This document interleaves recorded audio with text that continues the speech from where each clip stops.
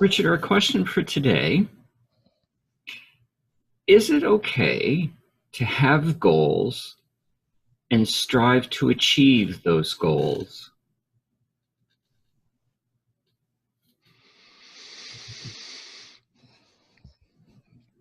Well, that's a lovely question. I think it's essential. I think it's necessary. I think that we have within us a mental, emotional, and physical center, and the physical energy center feeds on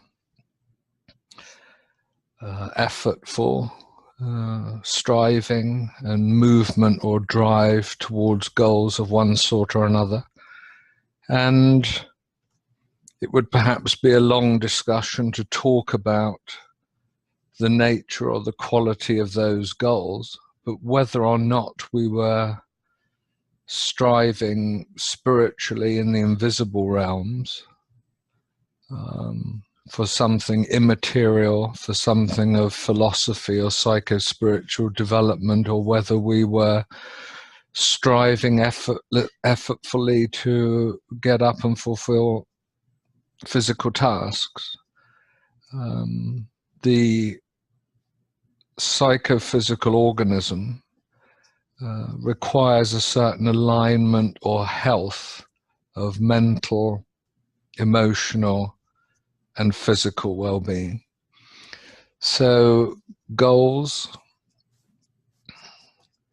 and aspirations and drive of one sort or another is absolutely necessary for well-being. It's how we're built, you might say. Now, one more thing perhaps to say, because in a spiritual context it's perhaps important to note, and it's said very well in the Bhagavad Gita.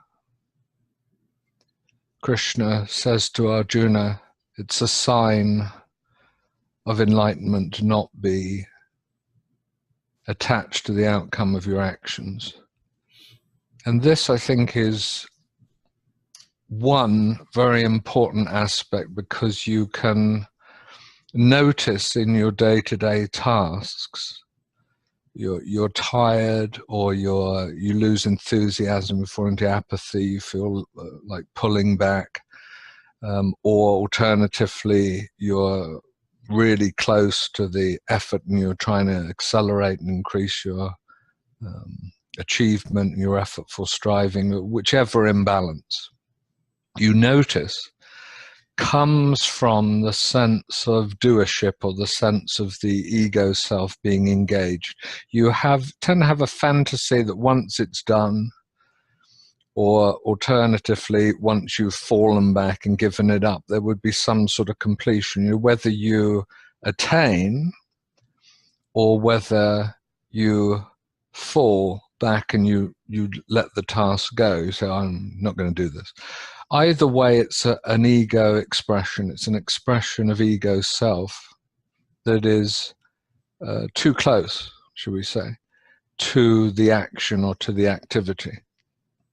And when that happens, notice what's happening in your body. Notice the symptoms of ego attachment. And in spiritual practice, spiritual discipline, work towards letting go of the sense of doership, because when action takes place, there's no reason at all to assume somebody is doing it. And we know this best in pleasurable tasks, in actions that we're absorbed in. For some, it could be painting.